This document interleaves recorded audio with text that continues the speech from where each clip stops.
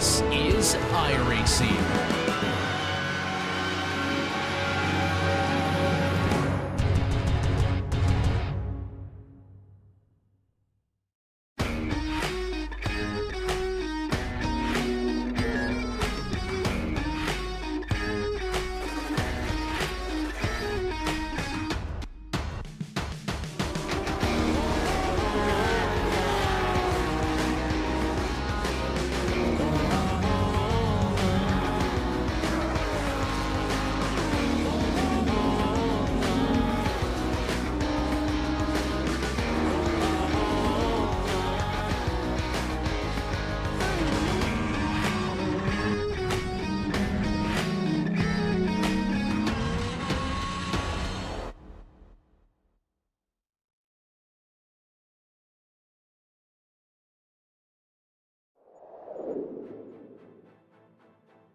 After a pair of races out in Cali, we've switched coasts.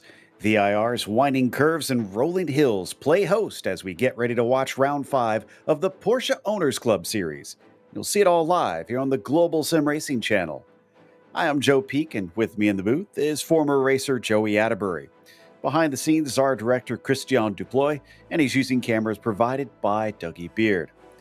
VIR has become a staple in North American sports car racing, but for our fans that are new to this place, let's head to our track guide. Welcome to Virginia International Raceway. Only a short trip away from the state's border with North Carolina, this track has had the rare blessing of being resurrected from the dead. After closing for a quarter century, once it was rebuilt, it quickly began to draw major sports car series to its halls. The new owners didn't skimp on refurbishing the place either. An impressive 5 versions are available on iRacing with a range between 1 and 4 miles in length between them. With that much pavement, the plethora of corners have earned some colorful nicknames. The horseshoe kicks things off right away with a never-ending double apexer that tends to suck the greedy out into its runoff. Later on, the climbing S's force you to thread the needle before spitting you out into the steep drop at South Bend. Then, of course, there's Oak Tree, which sadly no longer sees its namesake landmark on the inside of the turn, but still retains its frustrating difficulty. Let's not forget one of the scariest obstacles at the end of the lap, the roller coaster. The incredible speed drivers carry up into this blind braking zone is what causes it to require such immense bravery to get the most out of the lap. While passing can be tricky here, the long backstretch nicknamed Madison Avenue and the lengthy front stretch do tend to offer enough of a draft that you can still give a go at a pass. Still, track position is usually an important factor in most races. With the picturesque backdrop of the Appalachians around them, fans are not left wanting when they come to watch drivers face off at this historic track. It's no wonder the circuit has found success in its second chance at life. Well, Joey, at one time, this was your home track, so I'm sure you're well familiar. I love this place, one of my favorite racetracks, and located just on the North Carolina-Virginia border. 17 turns, 3.27 miles, and a very narrow racetrack, especially with the scan that we've got here in iRacing, but also very high speed with big consequences. A couple good passing opportunities. Turn number 1 is always probably a great place to look as it's got a good brake zone. Turn number 14, also a big brake zone going in off of the back straightaway, so a good passing opportunity. But my favorite part of the racetrack is those climbing S's. Don't look like much here on the track map, but it's turn 7, 8, 9, and then up over the hill around turn number 10. You really have to have car placement to a key over there in order to stay on the racetrack. But this place, filled with elevation, it's got a section named the roller coaster. It is just a ton of fun and very fast. That it is. It's going to be a talking point without a doubt throughout the day, the speed here. But before we get to the cars on track, let's talk about our sponsors, which includes Porsche. There is no substitute. Find out more at Porsche.com. And Top Gun MG, helping financial advisors be the best of the best. Contact them today at TopGunMG.com. That is TopGunMG.com. As for the championship situation, now that we've got 4 races down and under our belt, Michael Bolton is up at the top, but it is quite tight behind him as Scott Del Toro Heindel not separated by more than 15 points between them, second, third, and fourth. So will they be squabbling for that, or are they going to start to catch up to Michael, who's been very consistent this season, no lower than second so far? And then you see Duncan and Isabel, only 2 points between themselves, Isabel and Steele, another 2 points, and then a single point down to BJ Fulton before it finally jumps up just a little bit to Leclerc and Russell to round out your top 10 in the GT3 standings. But we also have a GT4 class here as well. Yeah, right now it is Christopher Marciniak leading the way, and I do see him back in those Cayman GT4s here for this VIR race. Then John Momeyer, 25 points behind, sitting there in second place. Larry Haas coming up here in third, and then you notice it is actually a tie for third place with Jim Garamani and Larry Haas. Only a few points back is Matt Hollander as well. Just checking the entry field, see who else is in here. Adam Abrams sitting here in sixth in the championship. Alan Watt seventh, and Doug Boccignone rounds out the 8 participants here so far this season. Well, if you haven't been watching yet this season, it's a pretty standard format for this series. The last couple of seasons, they have a 40-minute race, so slightly longer than previous years. But it is now the classes of the GT3 cars, that's GT3R, and then, of course, the Porsche Cayman GT4 out there racing simultaneously. They do have a 50% fuel tank capacity, which means that over the course of these 40 minutes, they will need to stop for fuel. They also have 2 spare cars in case they run into any sort of trouble out there. So it's sitting and waiting in pit lane if they wind up with too much damage to carry on. However, if you have to take that spare car when you are not in the pit window, that is going to be a bit of a setback without a doubt. So hopefully you can stay out of that trouble until you get to farther into the race. Right now, we are in the last lap of qualifying as the checkered flag is out. We're just waiting on cars to complete their hot laps. And right now, Dylan Scott on provisional pole for the GT3s, Marciniak provisional pole for the GT4s. Yeah, watching Michael Bolton here in this yellow number 127 car, like you said, just kind of finish out qualifying. All the drivers have already put down a lap, and actually this one looks to be a little bit more of kind of a cool down lap for Michael Bolton. He currently sits provisionally P5 on the board. Pole in this GT3R class is a 146.0 led by Dylan Scott. And then over in the Cayman GT4s, it is that championship leader of Christopher Marciniak leading the way with a 156.1. Yeah, you're right. Michael's already wrapped up and passed the start-finish line. So that means everybody is actually, in fact, done. But good timing, because as the clock ticks to 0, that allows us to go through our starting order for today's race. Pretty healthy show up, especially for the GT3 cars, with it looks like at least 15 drivers having shown up in that faster class for today's event. And on the top of them, it is going to be Dylan Scott on the pole with Jad Duncan starting next to him. BJ Fulton will start from third, and Federico Del Toro will be P4. Then it's Michael Bolton starting in fifth. Mark Rondeau will be P6, and Dustin Heindel will be starting on the inside of row 4 and 7th. Jeffrey Shulam to his outside. Then it's James Baxter and Rob Russell rounding out your top 10. After that, it is Daniel Viverco starting in 11th. David Fabi will be in P12, as Evan Gold will be in 13th. Michael Tercey, 14th, and Thomas Isabel, who did not set a time in qualifying, will be starting at the back of the GT3s. Then over to our Cayman GT4 field. The 5 cars do consist of our pole sitter, the number 35, Christopher Marciniak. That lap time, a 156.1. You see it pretty healthy over John Momeyer, who put down a 157.0, will be starting in second place. Alan Watts back here in third with Jim Garamani narrowly behind him, only by about 0.2 starting in fourth place. Then Larry Haas going to be rounding out that field. So as we take off on a partial pace lap, I'm very curious what the racing's going to look like in the GT3Rs, Joey, because I was calling races with these very cars all weekend over at the Sim Gaming Expo, and it seemed like it was actually a little bit tough at times to make overtakes in the GT3Rs. These cars are so gosh dang fast, and this racetrack really kind of feeds into that speed. So when I think of how they're going to race, you better circle lap number one with the cold tires and everybody on this full fuel load. It might act just a little bit different before everything kind of stabilizes with those temperatures. So I've definitely kind of got lap number one circled here. Will Dylan Scott be able to make a good jump here on the start to try and avoid losing that valuable track position? Chad Duncan will do his best to hold him accountable as they wait for the call from the flag stand. They cannot go until Barney waves that green flag. In fact, you can't even see him from that angle. It's so curved, this long front straightaway.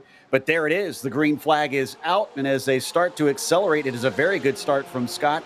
Chad Duncan actually vulnerable to BJ Fulton, who got a good run coming down into the first corner, but he breaks a little bit earlier. He's still got the inside coming down into turn one. And we got a little bit of a spin in the back, but it looks like Fulton will hold on to P2.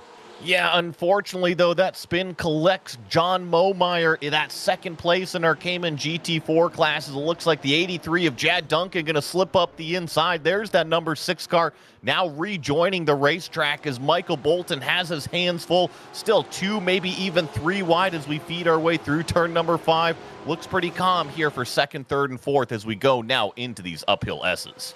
You're right. I'm seeing at least 3 of our GT3 cars kind of mixed into the GT4, so that's going to cause some chaos here at the start of the race. Dylan Scott has a huge gap, thankfully for him. Oh, and we've got a yellow. There has been too many incident points on this first lap, so they're going to back everybody up, and likely that will mean they will separate the 2 classes, so that helps out James Baxter and David Fabi. But for the likes of Larry Haas, he's going to have to come back around, probably take a spare car, and catch back up to the field.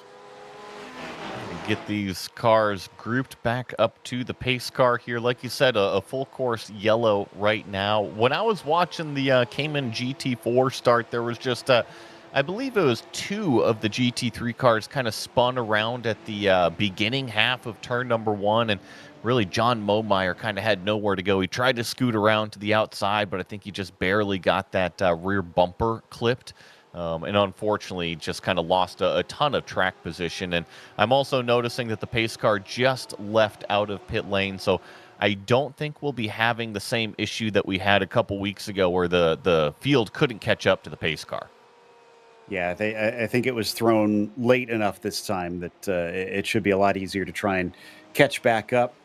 So Dylan Scott back around to the first corner once again, but under slightly slower speed. So here's James Baxter trying to sneak up the inside. And yeah, that was pretty pinched down. I think that was only going to wind up with the 9 getting turned. And then here comes Momeyer. He's trying to get around, and I'm not sure if there was actually any contact. And then also, I believe that was Larry Haas trying to avoid as well. So what was maybe 2 GT3 cars kind of ended up being 4 or 5 cars total by the end of it. Yeah, that's a real shame. But the good news is we do have those spare cars, so everybody should be able to get back out and get racing once again. One thing we should note, a lesson we had learned recently, is that they cannot pit during this. So while they do have the limited fuel, to kind of keep things even, they do not allow cars to pit during the yellow flag for the stop to count as their official stop. So drivers will be waiting until we get back to green. But now we have a bit of a wider pit window. A little bit more, and if we're under yellow flag, you got to drive it like a minivan. Put it in that top gear, put it in 6th gear, and use as little fuel as possible. Let's ride on here, board with the 266 as we approach this incident here in turn number 1. Oh, got a feel for Larry Haas. It looks like that car kind of grabbed first gear as Larry was trying to scoot through the apex, and he definitely got clipped as well, didn't he? Yeah, unfortunately, just needed to wait a little bit longer for everybody to get by. That was David Fabi, who was in the blue number 9 that unfortunately made the contact with Haas. I would assume that drivers should be allowed to take the spare car, though. They just can't take fuel. And John Momeyer looks like he did come in and stop, and he was sitting stationary for a bit, so he may have actually taken his fuel. I'm not sure if that will elicit a time penalty post-race or if he will be required to come in for a second stop to make himself legal, if you will. In the meantime, here is David with more issues after he got restarted over at NASCAR Bend.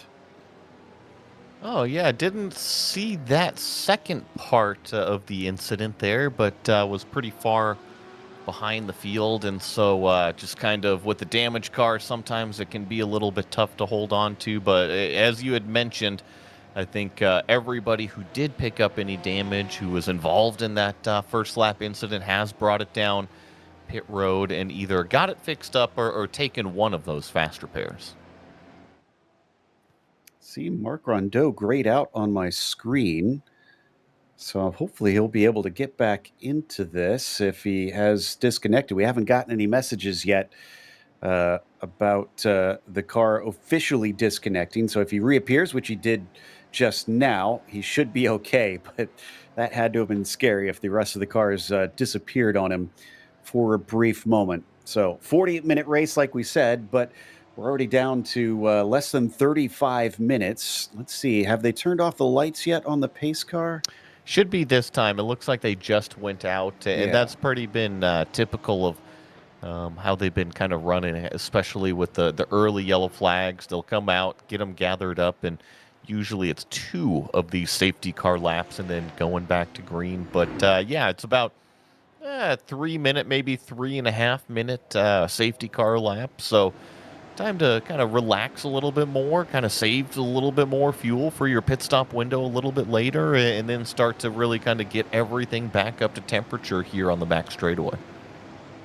Absolutely. And I'd noticed that they haven't separated the cars yet. I wonder if they'll wave Baxter and Fabi around here in a moment, or if they'll just place themselves there and get rid of any black flags that the sim will try to give them. But typically that's what we've seen them do in races past if they have these yellows in their cars mixed up. But for now, it is still Dylan Scott leading. Marciniak still leading down in the GT4s as well. So no changes in your top positions in either of the classes. And there, I just saw them move those GT3 cars up ahead of the Caymans.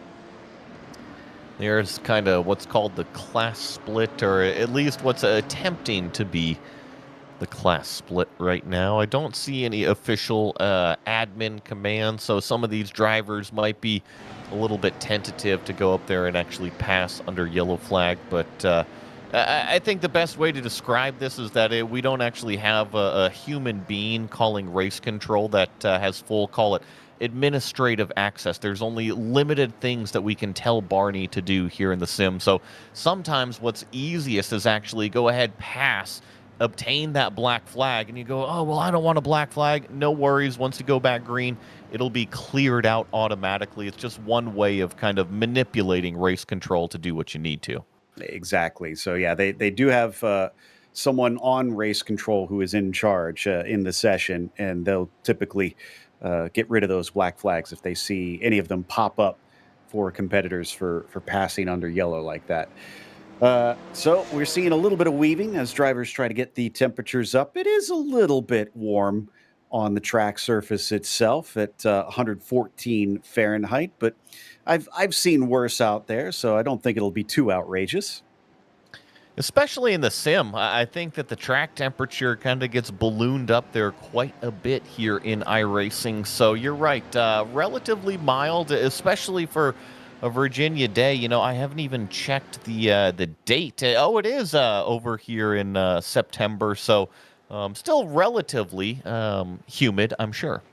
No doubt, yeah, as we have experienced before. But we come out of Hog Pen, and Dylan Scott will soon be released. Now, he does not have to wait for the call this time, since it is a restart. Let's see when he decides to go. Will he go early? No, he's holding them for quite a while. Maybe he doesn't want to give too much of a slipstream down into that first corner. And it's being held for a long, long time. There it finally goes. Dylan Scott gets on the loud pedal as the green flag waves. This time, though, it is single file. A few drivers all making contact in the background. They'll keep it pointed the right direction, but the Caymans behind have to scatter a bit once again. Yeah, that was a little bit of a nervous moment here on the front straightaway, but looks like the majority of the field now makes their way through turn number 1.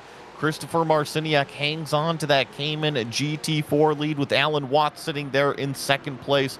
I was noticing Jim Garamani getting feisty on the restart, and it looks like Mark Rondeau might have had a problem in turn number 3. He was off track. I didn't see what caused it. He's back on, but he's all the way down to 13th now, so he's lost a lot. And now Jeffrey Shulam has spun coming out of the right-hander there, so he'll get back onto the circuit, but he's fallen all the way behind the GT4s. Yeah, such a shame as we get up through the upper S's at speed here now, riding on board with our second place car. This is Alan Watts driving the 225, rounded up over turn number 10. That was a little bit fast. Gonna go for a ride through the grass. He keeps it from spinning around. You can often see drivers wind up in the wall to the left-hand side by going wide there, but he does fall to third. Momeyer now up to P2. Marciniak continues to lead as we take a look at Michael Bolton, who's had a great first couple of laps here. What little time we've had under green, he's made up 2 positions to third and is already working on Duncan. Nicely done there. Jad Duncan sitting there with some good track position. Michael Bolton, like you mentioned, trying to move his way forward. Let's see about the run coming out of the final corner here. Does a nice job getting onto that throttle. Now you sit here in the slipstream of that black and orange number 83. See if you can get close enough. Are you going to look to driver's right? Jad Duncan kind of covering off the middle of the racetrack. Bolton going to opt for the racing line. Looking around the outside, Bolton tries to carry the speed. There's a little bit of overlap. He could keep his nose in it. Jad Duncan tries to cut across, but he has to leave room down into NASCAR Bend. They're side by side, and Duncan goes completely off course. He gives up second and third. Yeah, and he might actually give up one more position if he's got a bunch of dirt on those tires, but thankfully looks like he's regathered it back up and onto the racing line. That was a forceful move from that yellow 127 of Michael Bolton. I thought for sure he was going to make some contact with Jad Duncan, kind of close the door there going into turn number 3 as we get a replay of exactly what happened to Shulam. I think there was Viverko getting into the side of him there a lap ago. Yeah, some contact, unfortunately. I wonder if we might see penalties post-race on this one as they do review incidents. Meanwhile, Evan Golds is making a racetrack of his own there off into the grass. At the top of what is turn number 10, it can be very tricky with all the weight change going back left and right, and then you also have to slow down for South Bend, turn number 10 up there, so a pretty common area for cars to go off the racetrack. I don't think there was any contact involved. I think it was Evan just kind of losing it by himself. This is a good job by Momeyer. He's not dropping back from Marciniak here. He's about 0.6 of a second away. He's not within striking distance right now, but in these early stages, he's keeping the 35 car honest, and who knows what could happen once we get to the pit stops, or if we get some lap traffic with the GT3s coming through. Got to remember, too, as we get the replay in the top right, Evan just kind of drives it off. Maybe had a little bit of a loose moment at the top before turn number 10, which kind of forced him off there. But speaking of Momeyer, who we were just riding on board with, it's kind of like that lifeline after having such a terrible turn number 1 experience that it was none of his fault, and now he kind of is sitting right back there where he qualified. Yeah, that's a good point. This is a good job by him to get back into it and not give up and get back out there. Still isn't able to close in what little time we've been watching. But like we said, I think he's doing all the right things, just trying to make sure that he stays on the tail of that number 35, not letting him get away just in case a little mistake or something out of control of Marciniak gives him a chance to try and get through. All right, already to 26 minutes left to go, but we're not expecting to see pit stops quite yet. Jad Duncan, recovering from his mistake in NASCAR Bend, is already on the fight with Del Toro. Del Toro, though, slow down the backstretch, almost looking like he let him by. He definitely did. He lifted off of the throttle, and now he's under threat from Dustin Heindel in that blue machine. Dustin's going to try to keep the momentum going.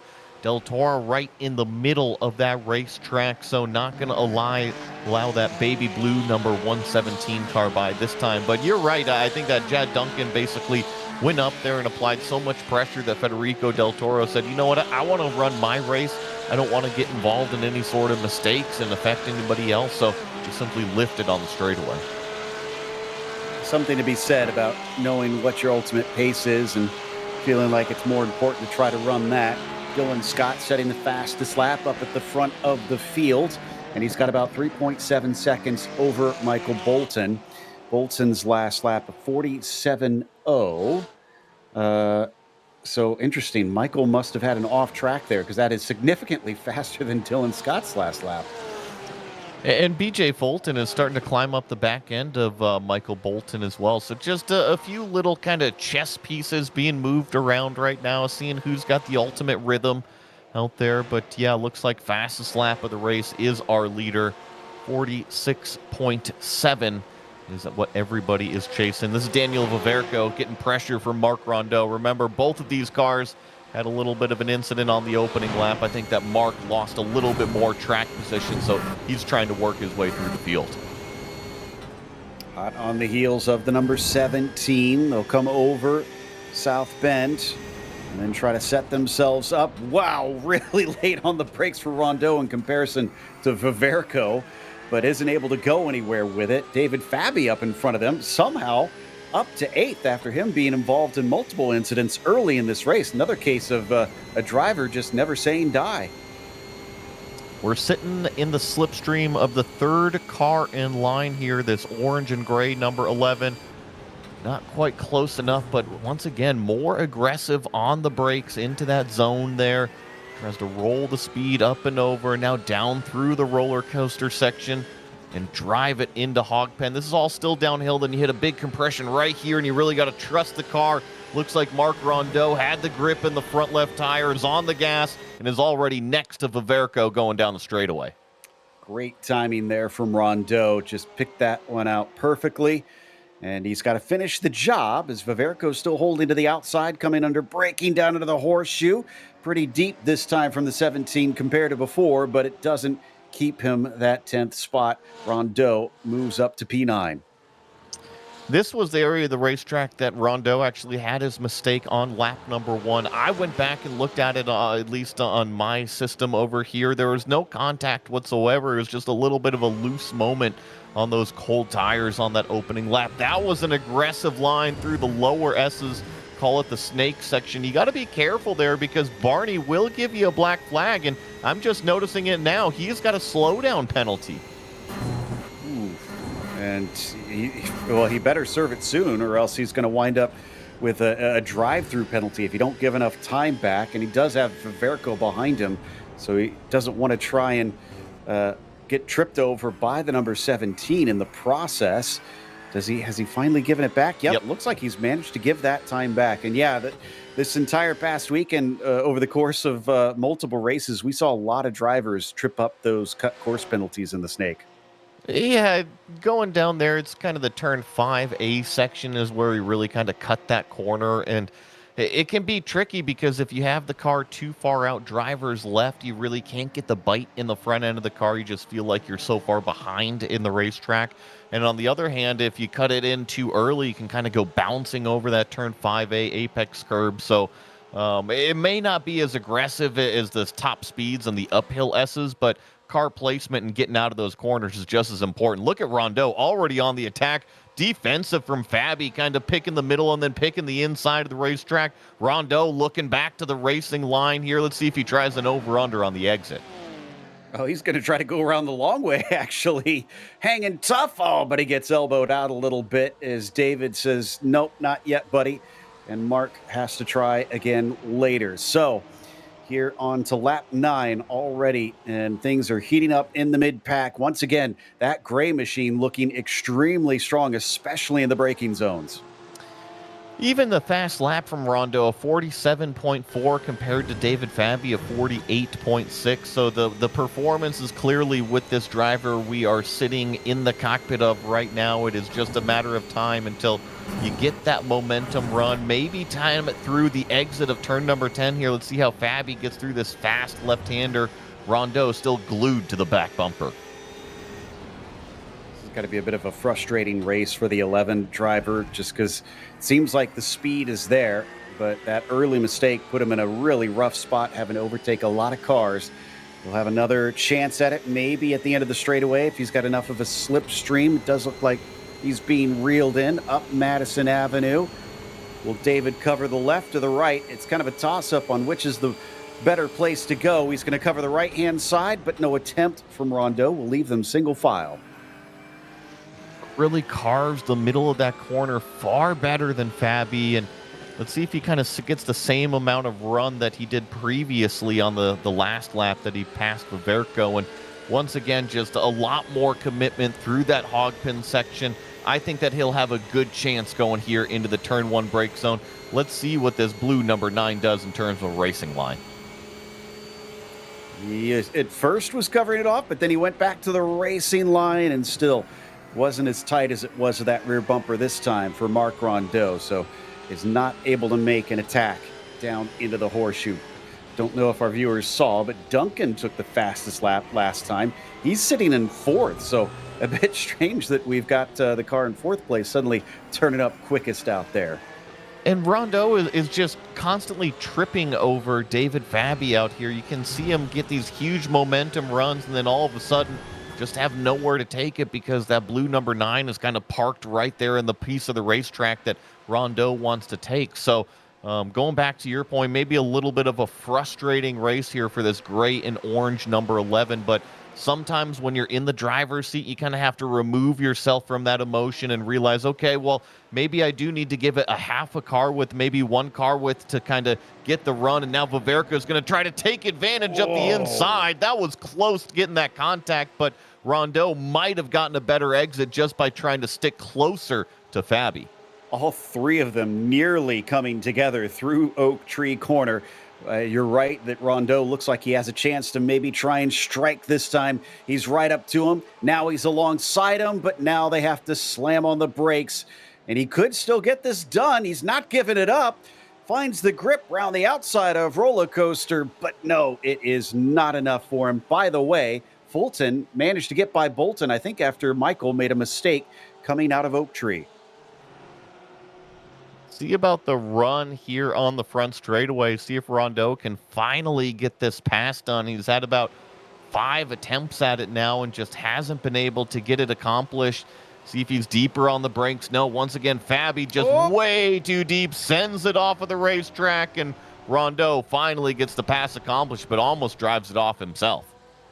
Made the pass a little bit easier for Rondeau that time. Unfortunate for David, it was such a great defense up to that moment, but it all went away. And there is visual proof. Fulton ahead of Bolton. And look at that. Jad Duncan is still with them. In fact, he recovered, didn't he? Because wasn't he farther behind before? Yes, he was several seconds behind this battle for what is second place. So Dylan Scott still has scampered off down the road, but you're right, BJ Fulton is now in front of that yellow 127. And then the biggest change is Jad Duncan, like you said, has now officially caught up. And that was Larry Haas we saw on the replay taking 3rd from Garamani in the Cayman class. So excellent job by him. Watching Bolton continue to try and recover his P2. Remember, we said up to this point, he has only finished P2 or higher in these first 4 races. So I have a feeling he wants to try and carry on that tradition a little bit and help his points lead. Dylan Scott is in a bit of a hole in comparison, having missed one of the races so far. So here's how it wound up in that position.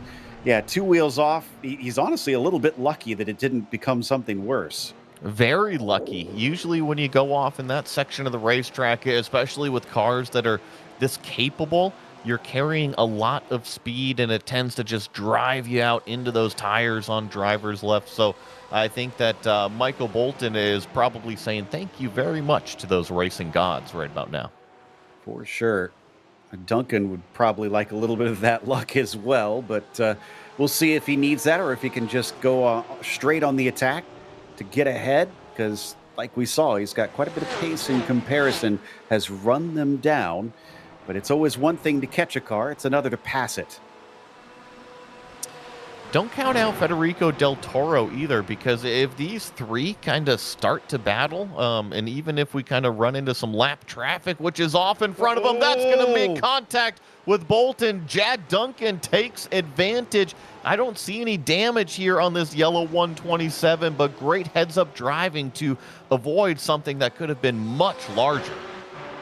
Well, either the racing gods really like Fulton and Duncan today, or they don't like Bolton. So another incident there that takes him down a notch, and at least he's still in it. Like you said, great avoidance and what is an extremely scary part of the track, especially to be that close to an accident. But now he's got two cars to try and go by, and they've got more traffic in front of him. Garimani and Haas in a battle for third. But Jad Duncan is saying thank you very much. Ever since he caught this battle, just kind of opened the door there, and he actually didn't get tripped up too much. He didn't lose much time at all. Michael Bolton opting to go down into pit lane, so maybe he actually did pick up a little bit of damage and wants to get that fixed up without losing too much track time, as we see our two second and third place cars were able to navigate those Cayman GT4s on the front straightaway. Could be that Bolton feels he has more pace, that he could take the undercut here and maybe outrun them on his own, but we'll see if that works. In the meantime, still watching Haas and Garimani to try to decide the last step of the podium in the GT4s. They do still have some of our GT3 cars approaching. Del Toro and Heindel could interrupt this. He's coming up into that extremely fast section of the racetrack once again. It looks like Del Toro will probably be able to clear the cars. No, he's actually going to be really nice. And Jim Garimani going well off of the racing line, actually probably causing a little bit more trouble than what he needed to. And unfortunately, because of it, Larry Haas is now 2+ seconds in front. So he was looking at maybe half a car length between himself and Larry Haas, and now Larry's kind of tripping over those cars as well, so it might even out on this seesaw battle. It does look like it did just that, because he had a poor exit too, so now Garimani will continue to gain all the way down the backstretch. Here's what happened to Alan Watts that gave us this scary moment. So almost looked like he clipped a little bit of the grass on the way in, and that may have sent him wide on the way out. Catch back up with this second and third place fight here. BJ Fulton in this gray car, followed by Jad Duncan in the black car with the orange highlights coming up the front straightaway here at this VIR facility. Long bending front straightaway here, just kind of sitting in the slipstream. Jad Duncan presenting the car in the middle of the racetrack to that driver's right mirror of BJ Fulton, not close enough to make any sort of super send going into the brake zone, but just kind of waving his hand out there saying, hey, I'm right here. Don't make any mistakes. Don't slow down. And remember, Duncan started on the front row, so if he makes that pass, he's simply back to where he started, although he's got 5 seconds to make up to catch up to Dylan Scott. Could still manage to cut that down if he feels like he's got some pace, but we'll have to see if he can get into free air. Fulton's going to try and deny that as they head towards the climbing S's once again. Just a little bit of a show of, hey, I'm here again, coming up through those S's from Duncan. Getting a little bit of clean air. Whoa! Now he's got a huge loose moment, saves the car somehow without spinning it around. He was very shallow. Oh, now another big slide. He has turned this thing into a Formula Drift machine. That right there is highlight worthy between turn number 10 and also Oak Tree, turn number 12 down there. In iRacing, you get those overheated tires, but Jad Duncan saves it, loses a ton of track position in the process. I doubt they have any style points awarded in the championship here, but skid pad is over across the paddock. Oh, no. But he's going to make contact with the lapped car. That's going to send Evan Gold off the track. There could be damage now on the nose of Duncan, along with those heated tires. Yeah, bring it in. Bring it in right now. Take your fast repair, get your fuel, and just kind of hit the mental reset. That's exactly what he's doing. So I think that this is a good strategy call, so he should still pop out in front of Federico Del Toro, limit the bleeding, and just, like I said, do a little bit of a mental reset. Here's the question, though. Remember, Michael Bolton is already pitted, so has he managed to make up that time in what little laps that we've had? 7.5 seconds he was stationary. Duncan has just now hit his pit stall. And in fact, yeah, there is Michael Bolton. And I think he's going to be well past him. My goodness, that drift cost a lot of time for Jad Duncan. He is behind him, it looks like, by more than 4 or 5 seconds.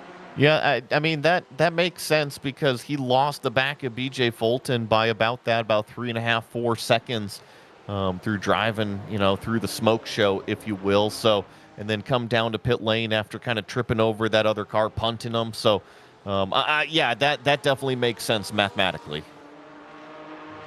Bolton last lap, a 46.3. Fulton, a 46.9. So, wow, okay, he was picking it up. Granted, we just saw that Bolton was having to fight through a lot of lap traffic, so he may have lost some of that time here. Meanwhile, this is Christopher Marciniak. He's taking his pit stop.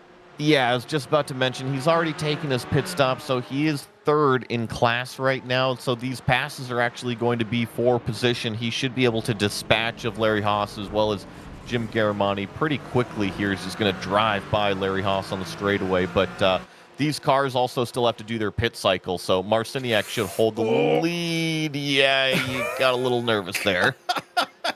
Gotta be aware. Gotta watch those mirrors in that relative box. We got away with it, but boy, was it sketchy. Dylan Scott, our overall leader, just pitted in and has hit his stall. He should be back out pretty easily. We're going to have some contact. Our leader's not out of the woods, even though he should have these passes relatively easily. Now he's got damage on the nose. So unfortunate. However, I don't think it's going to play an issue. Here comes our leader right now, Jim Garamani. So Larry Haas behind him is still going to have to hit pit lane. I don't think that it's going to play an issue here for this white and red 35. He's just got to do laps and he'll collect the checkered flag. Yeah, I'm hoping that'll be the case. Looks like we got a black flag for Evan Gold. And I believe that is for incident points because I'm not seeing anything handed out manually on that one. So must have gone over the 17 incident limit that we've got in this series, in which it gives you a drive-through penalty, and he'll have to serve that. Worth noting, Dylan Scott, 2 seconds slower in his pit stall compared to Bolton, and the gap between them is about 2.5 to 3 seconds now. So it's a lot closer than it was before. 8 minutes remaining here. Let's see if BJ Fulton comes down pit road here this time, or if he opts to kind of stretch it out just that little bit further here down into this final couple right-hand turns of VIR here, turn 17, 17A, whatever you want to call it. Looks like he's going to go one more time by. Remember, we're doing minute 45 lap time, so that should put it about 6 minutes remaining in the race if he does opt to come this next time. And we did have Del Toro come in, so he's pitted. Looks like Rob Russell did likewise. So we're only waiting, I think, on 2 cars to pit. This is the driver that we believe will emerge your leader after that cycle goes through. Dylan Scott will come back up to third thanks to those 2 cars pitting. We're just waiting on Fulton and Heindel right now. So the split livery 08 still trying to add to his win tally as he's got 2 out of the 4 so far. My question was just answered. I was curious to see where Jad Duncan was going to pop out in relation to Federico Del Toro, and he does maintain that track position. So after he had that bad half a lap, it was the right call to immediately dive into pit lane. So he's now recovered. He's going to be basically sitting in what is 4th place overall once our 2 in the top 2 kind of hit pit road.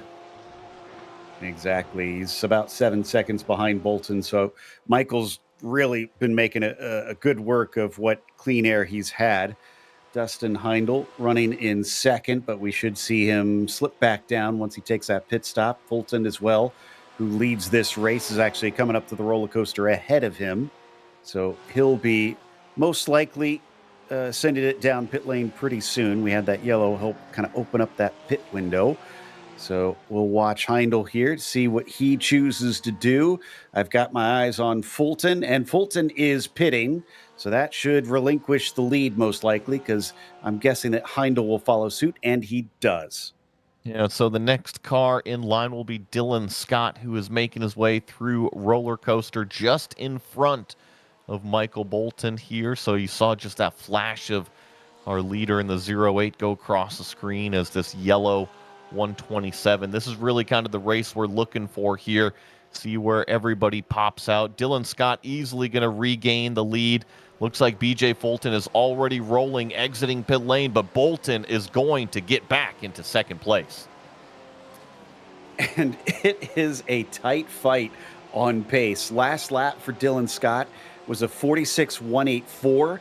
Bolton was a 46.188. So 0.04 of a second difference between them.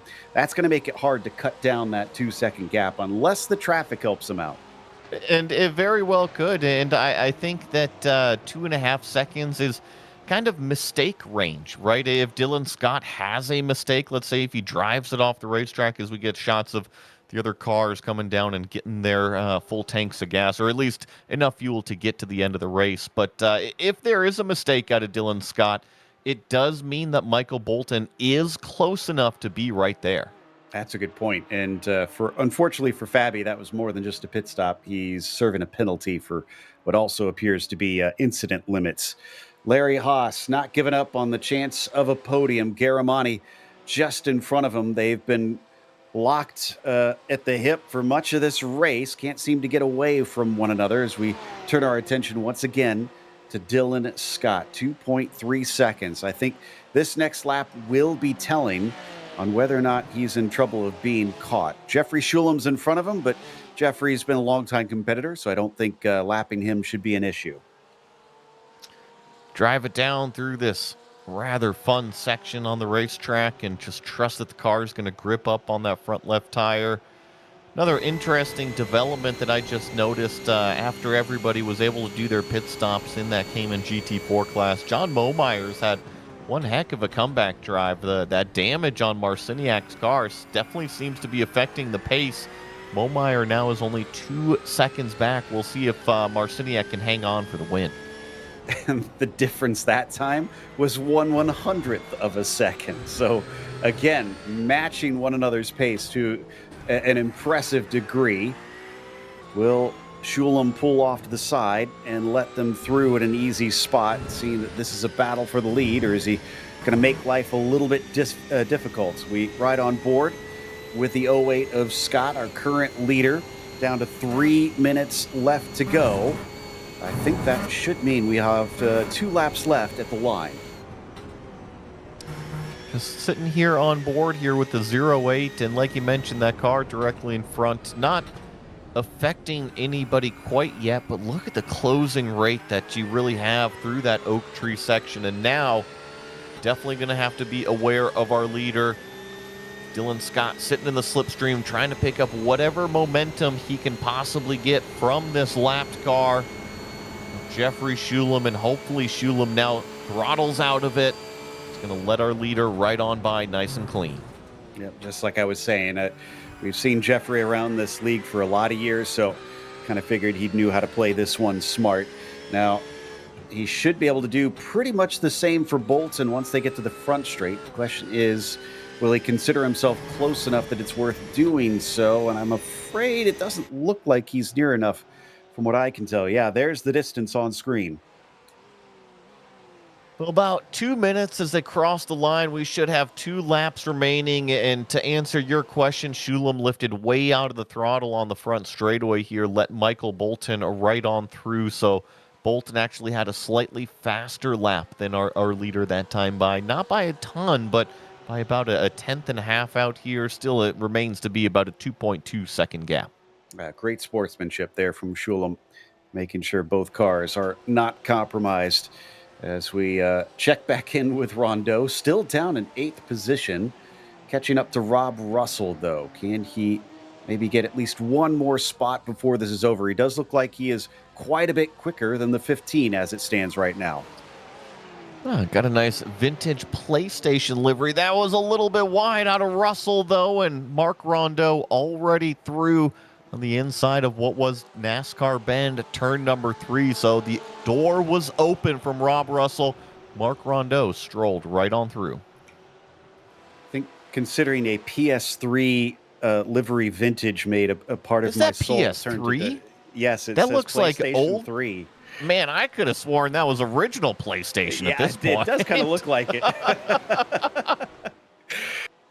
But no, looks like Rondeau gets another one. And up into 7th, 14 seconds to Dustin Heindel. I don't think we're going to see him catch him unless Dustin has a spin or a wreck out there. Or will he lose the spot? Because look at Rob Russell. He's coming right back at him.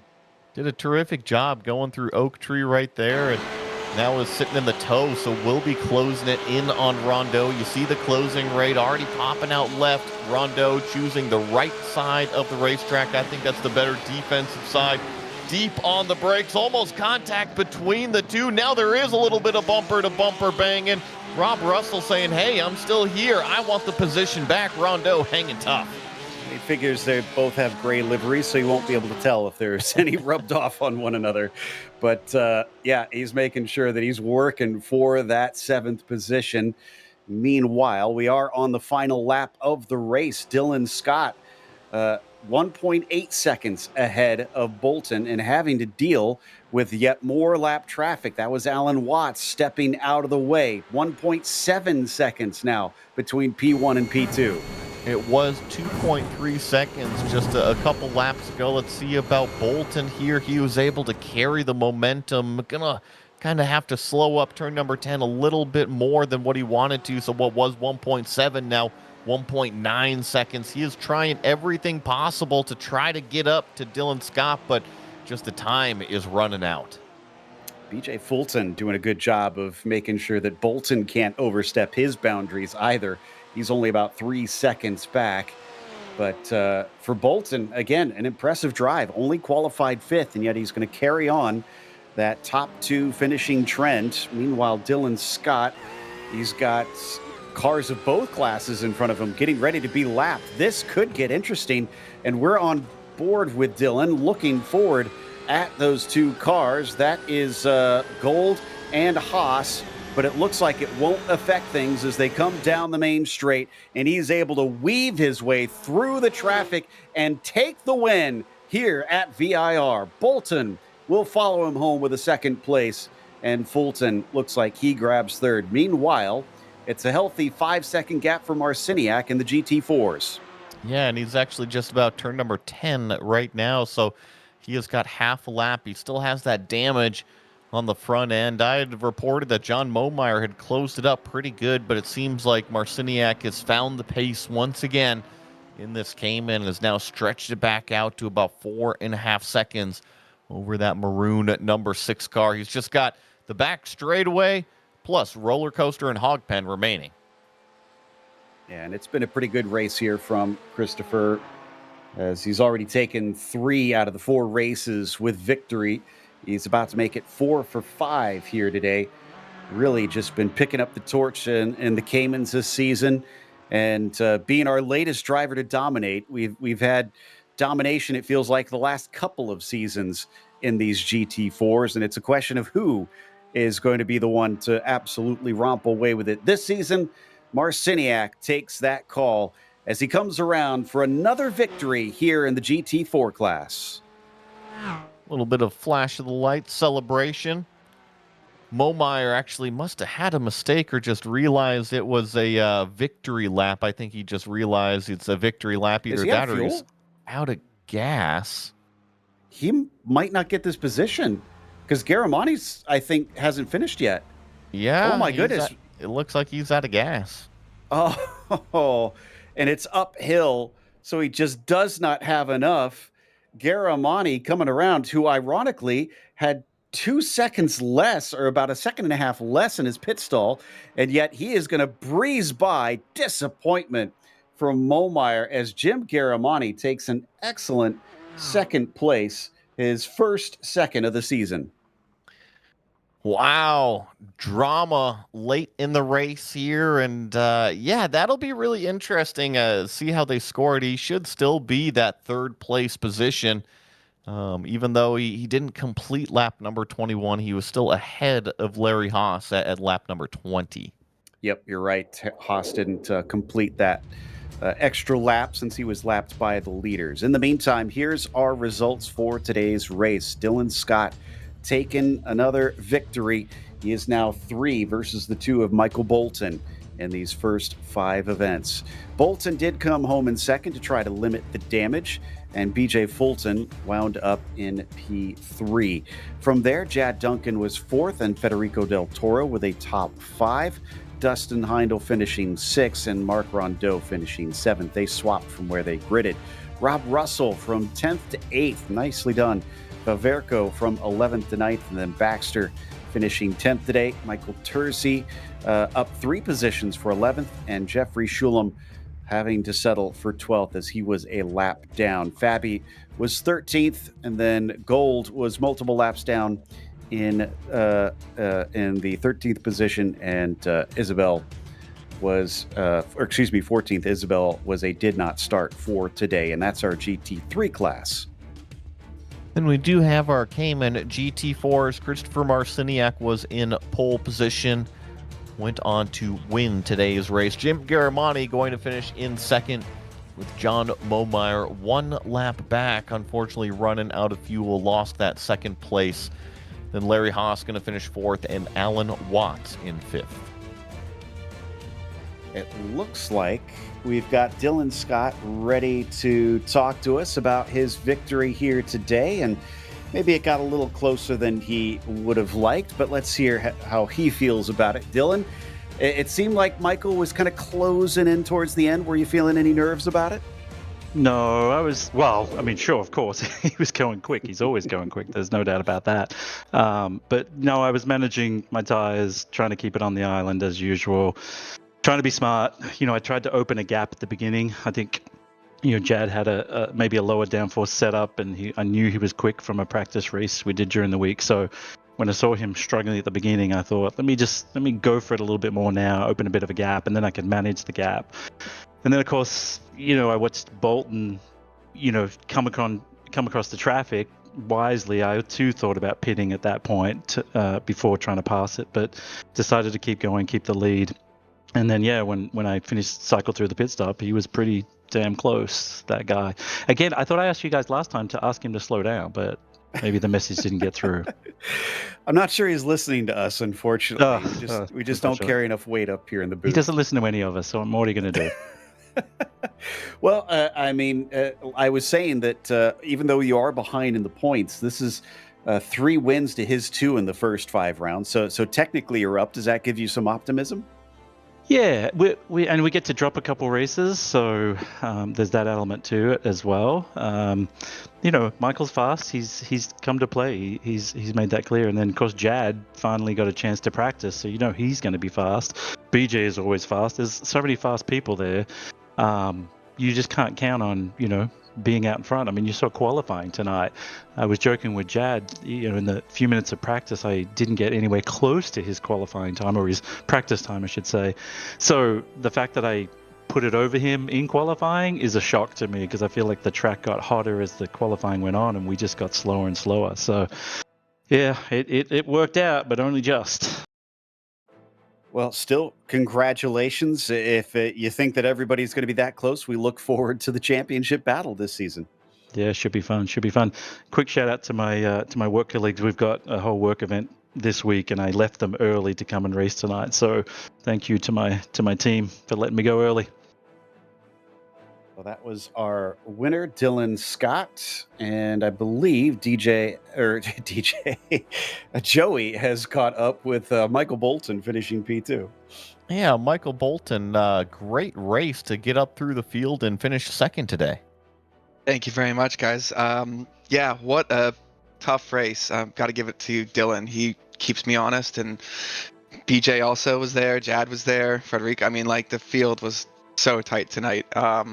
So yeah, got to give it up for these drivers. This is they're not making this easy at all. Well, and you look at the fast lap and how much you were able to close in on Dylan Scott. Was track position just kind of what you were missing?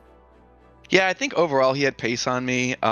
Towards the end of the race, I think my car kind of came to life. I was catching him a little bit, I think, as people's tires started to go. I had a little bit more wing, I think, than he did. But yeah, then when I saw the traffic coming onto the front straight, I just decided after also the incident where I almost had I saw the light. Yeah, I just dove in, had a good stop, and was really shocked at the amount of time I was able to get back in that pit stop. Well, it was a terrific race. Well done out there tonight. Is there anybody you want to give a shout out to? Yeah, 100%. My lovely wife, Gabby, our pups, family back home, family out here, and to you guys, GSRC, POC. Thank you guys so much. Appreciate you guys. We'll see you on the next one. Always love a good shout out to the pups. That was Michael Bolton coming home in second here at VIR. Yeah, I was trying to think if we've ever had anybody thank their dog before, but we've got our winner in the GT4s as well, Christopher Marciniak, who wound up far ahead of Garamani, but he was definitely a little bit closer to those behind him for much of the race. And in fact, Christopher, we noticed that you got a little bit of damage at one point. Were you feeling that in terms of pace throughout the race after you had that contact? No, it didn't. Car seemed okay. Little nose bump there. What was going through your mind when that happened? As you started to approach them, were you thinking, I need to be careful because they still need to pit? Yeah, I was just trying to. I was kind of going. All right, guys, we gotta keep going, keep the pace up. That my pit stop strategy, as I came out of the pits and I was like, oh no, so I was not set up well for it. But yeah, I just wanted to get everybody going, and then trying to be safe through there. Always just cutting it a little too close. Oh no is never the thought that you want to have when your strategy plays out. But you've taken 4 wins out of the first 5. I mean, how are you feeling about the championship? Are you not taking anything for granted since it's still so early? It's early, but practice is going well, and I'm gonna have a couple of missed races, a couple drops, so I want to keep the points strong in the beginning and really work for it. Well, again, congratulations, an impressive race, and we wish you the best of luck for the remaining rounds. Thanks so much, guys. That was Christopher Marciniak finishing first once again this season. And before we go, we want to give another shout to our sponsors once again, because for Porsche, there is no substitute. Find out more at Porsche.com. And Top Gun MG, helping financial advisors be the best of the best. Contact them today at TopGunMG.com. Of course, big thank you to the team today, Joey, Christian, and Dougie. Make sure to check out our social media, our website, and our merchandise store. And don't forget to subscribe to our YouTube channel so you don't miss a moment. Next time, though, we're going more than across the coast. We're going across oceans to Bathurst. That'll be Monday, September 22nd at 10 p.m. Eastern. That'll be an exciting one and a challenging one, no doubt. In the meantime, be sure to check out our other broadcasts. But until next time, race clean, race hard. We'll see you on the track.